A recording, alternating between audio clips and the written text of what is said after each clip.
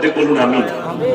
আমার ভাই ইমানদারের সঙ্গে বলছি, পশ্চিম বাংলায় সব থেকে বেশি লটারির টিকিট মুসলিমরা কাটে। এটা রাগ করেন, আমি একদম সত্য ঘটনা বলছি। প্রত্যেকটা মুসলিম গ্রামে আপনি লটারির দোকান দেখতে পাবেন 3-4টা, আর কাটছে লাইন দিয়ে মুসলিমরা।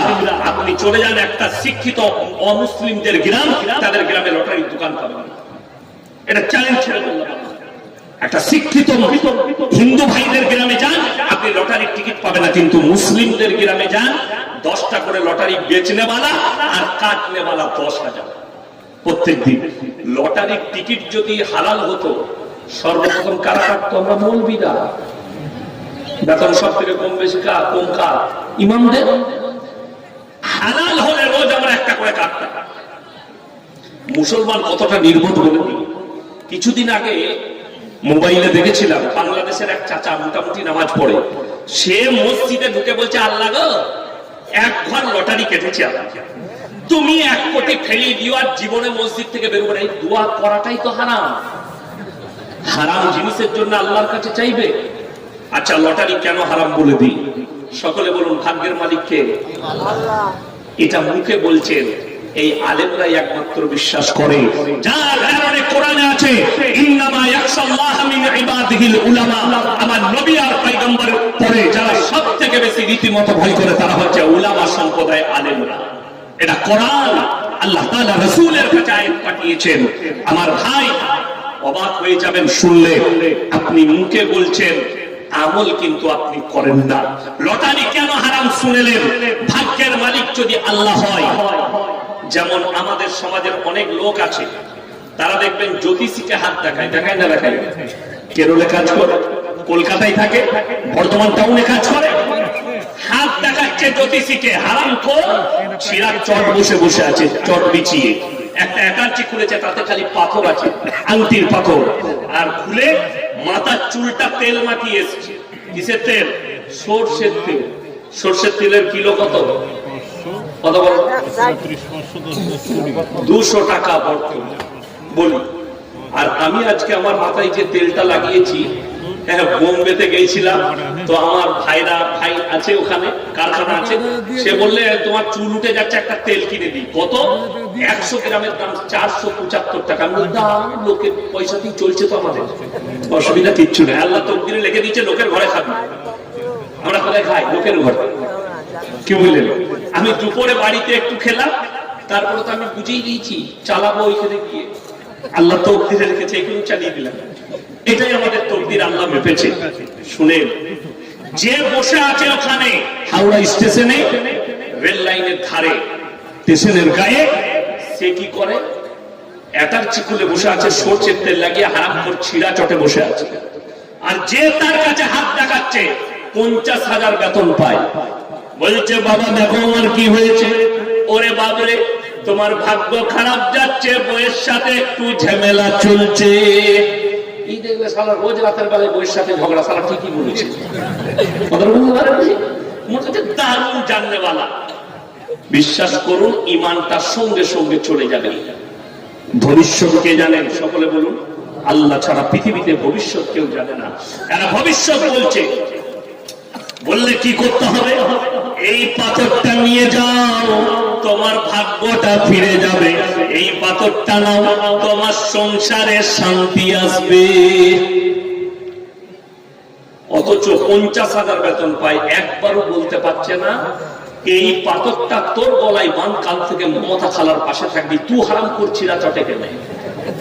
কথাটা বুঝতে পারেনি? যে দিচ্ছে সে ছিঁড়া চটে বসে, যে দিচ্ছে সে 50,000 বেতন পায়। কলকাতার অফিসে গিয়ে ঠ্যাংটা তুলে বলবে, এই চা নিয়ে আয়। আনছি স্যার। কর্মচারী আছে তার। আর যে বেচছে, সে একটা পাথর বিক্রি হলে কি খায়? কি খেতে পায়?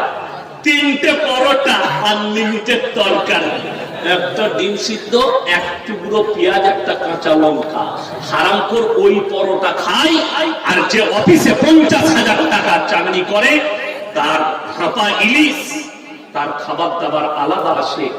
কর্মচারী টেবিলে খাবার দেয়, ডাইনিং টেবিলে বসে খায়, অথচ ওই হারামখোরের কাছে ভাগ্যের পাথর নিচ্ছে। তাইলে তকদির কার খারাপ? আমাদের সমাজে অনেক লোক আছে, অনেক মা বোনেরা আছে বিয়ে হয়েছে 3 বছর 4 বছর ছেলে হচ্ছে, কি করে? হুজুর খুঁজে বেড়ায়। আর আমাদের দেশে অনেক হুজুর আছে, আপনাদের মুর্শিদাবাদই আছে, আমি এমন তাবিজ দেবো, আমার তাবিজে বেটা ছেলে হবে। খোঁজ নিয়ে দেখুন সে হারাম করে একটা বেটা না। আমার নিজের 2 মেয়ে, আপনার কত ছেলে? 2 মেয়ে, 2 মেয়ে 3 ছেলে। আচ্ছা বলুন, আমাদের তাবিজে যদি বেটা হতো তাহলে পঞ্চায়েত গুলো কাদের দখলে হতো? আমাদের। 4টা বিয়ে করে জায়গা আছে না ইসলামে? 4টা আছে, 4টা বিয়ে করতাম, বছরে একটা করে, 4 10 কত? 10 বছরে 40টা লাঠির জোর আমার পঞ্চায়েত। কে কাকে বুঝাবে? খেপা ইয়াসিনের তাহলে 2 বিটি হতো না, বেটাই হতো। কি বুঝলে? মা দিকে কে বুঝাবে? বিশ্বাস করুন, আমার আব্বাজির সঙ্গে কোনোদিন দেখা হলে ফোন করে জিজ্ঞেস করবেন আপনার বিয়ের কত বছর পরে বাচ্চা হয়েছিল। আমার যে বড় বোন জন্ম নিয়েছিল 9 বছর পরে। ক বছর পরে বললাম? 9 বছর। আর আমাদের দেশে কিছু ভণ্ড হুজুর বলছে, বাবা তোমাদের ছেলেরা হলে মায়েরা চিন্তা করো না, তোমরা একবার পাথর চামড়িতে গিয়ে 3 দিন শুয়ে থাকবে, মানত করে ছেলে হবে। মাজারে শুলে ছেলে হয়, আমরা শুনেছি স্বামীর পাশে শুলে ছেলে হয়। এ বলছে হারামখোর মাজারে শুলে ছেলে হয়। যা বুঝে করো, ফতোয়াকার গুটকাখোর হুজুরের, জিলাপি হুজুরের। তো ছেলে হবে না হবে তো মাজারে শুলা। নাউজুবিল্লাহ, আল্লাহ হেফাজত করো। এই যেমন 50 রোজ 10,000 টাকা ইনকাম করে একটা লোক, মাসে কত হবে? কথা বলে না? 3 লাখ। আর আমার বেতন আমার আব্বার মাদ্রাসায় কত? 11,000। এই বছরে বাড়লো নাকি জানি না, মিটিং ছিল সেদিনে, আমি থাকতে পারি নাই। তো শুনলাম নাকি মেরেছে। আমি দরখাস্ত লিখে গেছিলাম যে এটা জমা দিয়ে দিবে আব্বাজির কাছে। মনে হয় যে আমার বেড়েছে সব শিক্ষকের। আমি 11ই ধরছি, আমাদের 11,000 বেতন। আর যে আসছে বলছে হুজুর একটা বরকতের তাবিজ দিয়ে, সে মাসে 3 লাখ টাকা ইনকাম করে। বরকতটা কার আগে পড়ে? তার নাম আমার। আমাদের তাবিজে যদি বরকত হতো তাহলে বর্ধমানের রাইস মিল গুলো আমাদের বাপ বেটা মার তাবিজার একটা করে টেনে নেয়।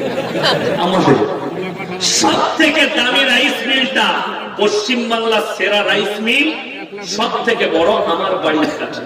আপনারা টিভিতে অ্যাড দেখবেন কি লাল বাবা নাম্বার 1 রাইস। পুরসা রাইস মিল আমার মাদ্রাসার মেম্বার, আমার মাদ্রাসার সেক্রেটারি। দেশবন্ধু রাইস মিল আমার মাদ্রাসার সেক্রেটারির রাইস মিল। আমার মাদ্রাসার আরো একজন গুরুত্বপূর্ণ মেম্বার, ওই হাজী সাহেবের ছেলে, তার নাম হচ্ছে আমিন রাইস মিল, আমাদের মাদ্রাসার মেম্বার। সব আমার এলাকায় মিল। এরকম বহু মেম্বার আছে রাইস মিলের। মানে সব থেকে দামি রাইস মিল হচ্ছে ভদ্রেশ্বর লাল বাবা গোল্ড ব্র্যান্ড, 1 নম্বর চাল। তার চাল খাবেন, চালের দাম বেশি, মালটার কোয়ালিটিও ভালো।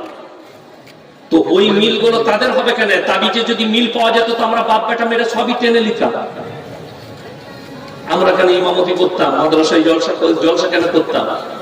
আরে আমাদের সমাজে যেমন আমাদেরকে অনেক চুনা বলছে এরা মাদ্রাসা ছাপ, স্কুলে যায়নি, এদের বুদ্ধি নাই মৌলবীদের।